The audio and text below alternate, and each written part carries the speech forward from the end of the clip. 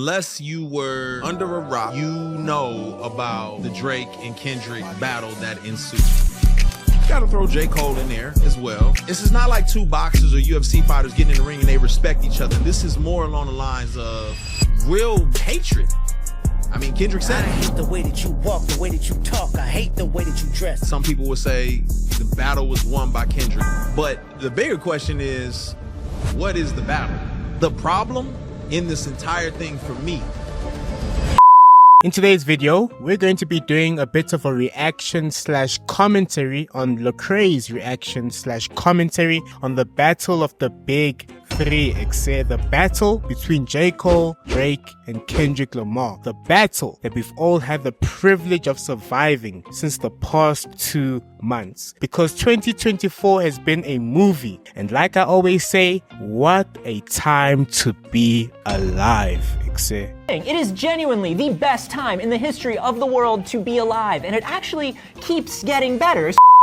Now, before we jump head first and pocket Lecrae's 2 cents from this fountain, I want to take the time to break down what had happened for those of us who weren't paying attention. So, about 3 months ago or so, Drake and J. Cole got on a track called First Person Shooter, where they basically rapped about how great of artists they are and how they're killing it in their respective lanes. Fire track and fire visuals. Now, on the track, J. Cole raps, Is it K-Dot, is it Aubrey or me? We the big three like we started a league, but right now I feel like Muhammad Ali.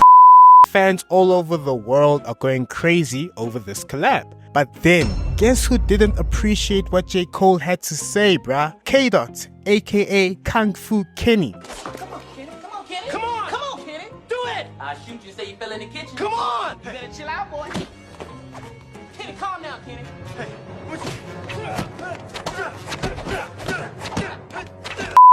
On a song with Future, like that, Kendrick raps, I still got PTSD, motherfucker, big three. Nigga, it's just big me.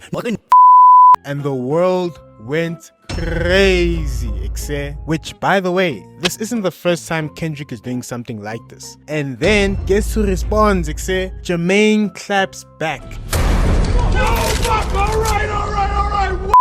Cole releases an album, might delete later, and on the album releases 7 Minutes Drill, which is the diss song Back to Kenny. And in my opinion, it was a good warning shot, a nice warm-up for what next was to come, right? And then, and like pause right here, né? I just have to note that at this point in the timeline, everyone is excited and loving the fact that J. Cole responded, because to be honest, no one expected Drake to clap back, because we've seen him run from confrontation before. So we're just like, yep, Drake's not gonna do anything. But then, plot twist, Aslan rising from the dead, my G. J. Cole, the one we knew could hold his own in a street fight, decides to apologize and bow out of the battle at a whole concert, unbelievable.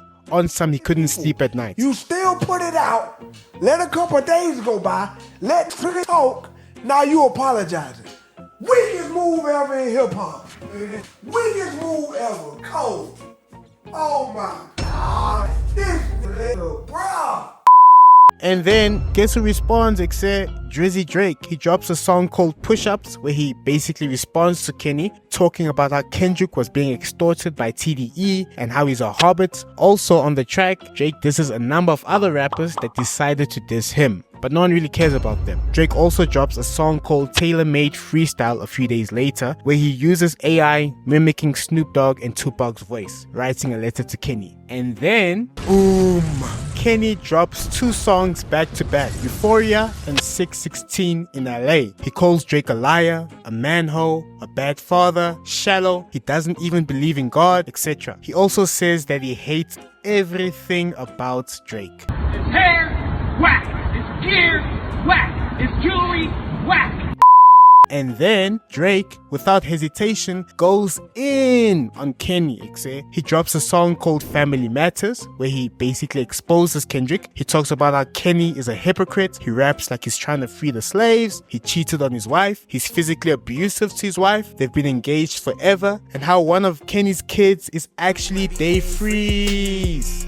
I don't know who that is. Didn't care enough to find out, to be honest. And then Kenny claps back with Meet the Grahams. He uses storytelling impeccably, writing a letter to Drake's family. He also exposes that Drake allegedly has a secret daughter. Apparently she's 11. And then Kenny drops again with Not Like Us, an absolute bomb that turns social media on its head. And finally, Drake responds with the Heart Part 6, named after Kendrick's Heart series. On the song, Drake denies the allegations and basically raps about how he's over Kendrick and over the whole battle. And that, ladies and gents, is what the past 2 months have been about in real life. And if you ask me, it's all J. Cole's fault. This is not just a conversation about them. It's a conversation about us. It's a conversation about what we believe and think and who we are internally. Because I feel like what happened with them is a picture of a lot of things in society. Now, Cray starts off by mentioning that this beef was about more than just the big three, and that it's really about us and what's going on with us internally, which I guess is kinda true. I mean, it's a reflection of our love for hip-hop entertainment, drama and conflict, our desire to be right, etc. I agree. I've heard it said that you can tell a lot about a person by what they do with their ATM, which is their attention, time, and money. And in this case, it was our attention. And when I say our, I include myself. Because yes, I enjoy battle rap, Anyways, back to Cray. Some people would say the battle was won by Kendrick. But the bigger question is, what is the battle? Like, is it a battle of who's the best lyricist? Who's the most popular? Who can rap the best? Like, what is the battle? I think for me, it hits a little different. One, because I'm a rapper, right? Obviously. I grew up in the culture of hip hop. I actually know 2 of the artists personally. One of them I know decently well. And I love the Lord. So there's a lot of tension even in my own soul about all of this, right? Now, that second part, I can relate, The tension between my faith and my love for hip-hop. But for me, it's competition, and competitive rap is a part of hip-hop culture. I mean, bro, there are literally channels on YouTube today that are dedicated to battle rapping with leagues and champions and sponsors and the whole thing. And when the battle is done, everyone goes home and no one gets shot. Most of the time. You do look like Jesus. I ain't gonna lie, that was hard in a way. But my God wouldn't wear that bummy do-rag. He had a part in the waves. Let's go! So yeah, I think there's room for competition. When you see this war of worlds happening, from my vantage point, what I see is more a battle of values, right? Like, you have Drake who's probably saying this is a battle for who's the best, and best meaning biggest, most popular, most money, most celebrated, right?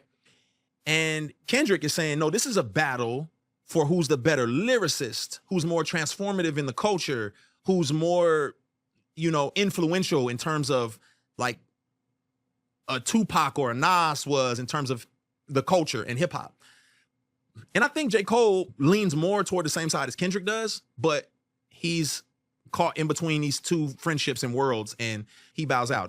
I completely agree, and that's why this battle was such a hit. See, this is the way I've always thought about it, right? Looking at the big 3. For me, I always thought that Kendrick's goal was to be the best artist. And by art, I'm talking about the story he's trying to tell, the pictures he's trying to paint. Like, the man is trying to make timeless music, trying to shift not just the culture, but society altogether. J. Cole, on the other hand, aims at being the best rapper, the best lyricist, the one with the sharpest pen, if you will. Although now, after his apology, I don't know what his plan is. I'm just saying his next album better be the book of the Revelation. Because wow.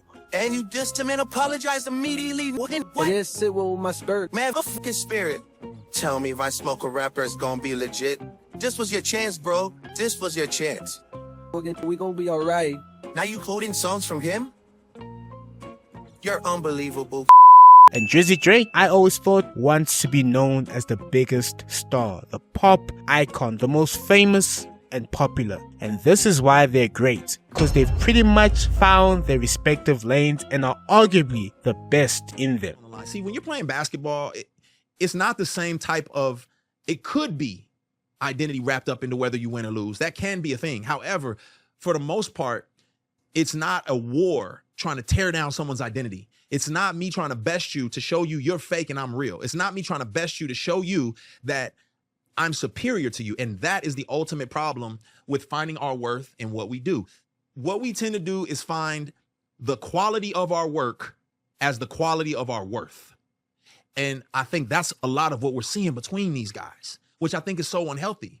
Because at the end of the day, in order to be great, you've got to have someone less than you, right? That you got to have someone to step on in order for you to have value and worth. If we're talking about the quality of our work, if your identity is shaped by what you do and being the best at it, then you got to step on someone else to prove that you are worthy of whatever it is you say you are.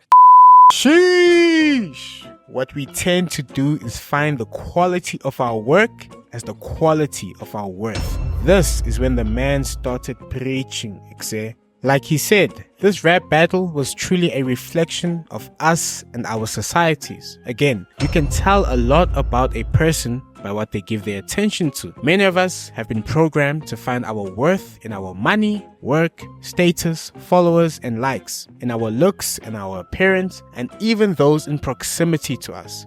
What's even worse is that we measure these things in relation to others. So we compare ourselves with ourselves, which is not wise. Because if God exists, we're all created different and we don't all have the same starting place. But what's even worse, is when we wrap up our identity in these things. That's dangerous territory, Even the devil knew this. In Jesus' biography, The Greatest Man to Ever Live, we're given a look into a time of temptation that Jesus had to overcome. We're told that when Jesus was in the wilderness fasting, he was tempted there by the devil for 40 days and 40 nights. And get this, each time the devil tempted Jesus, he always attached Jesus' identity to the seduction, saying, if you are the Son of God, then do A, B, C, and D. A second time, if you are the Son of God, then do A, B, C, and D. Each time, the devil tried to get Jesus to find his identity outside of himself. Bro pulled the same tactic against Adam and Eve. What's even more interesting is where the devil got the inspiration from. Just before Jesus was led into the wilderness to fast, he was getting baptized. And Matthew tells us that at the moment that Jesus came up out of the water, a voice from heaven, which is God, said, "This is my dearly loved son, and he brings me great joy." Before Jesus ever did a thing, before he died on the cross, before he fed thousands of people, before he healed the sick or gave to the poor, before he stood up to corrupt authority, God already loved him and identified Jesus as his son. And what's even more interesting is that Jesus said, "As God has loved me, so do I love you." As God the Father has treated Jesus, so does he treat you. So my question to you is, before you ever achieved anything in your life or tried to achieve anything, before you realized that you were cool or pretty or funny or smart or whatever, before you had a scent attached to your name, before you were even born, who did God say you are? Think about it.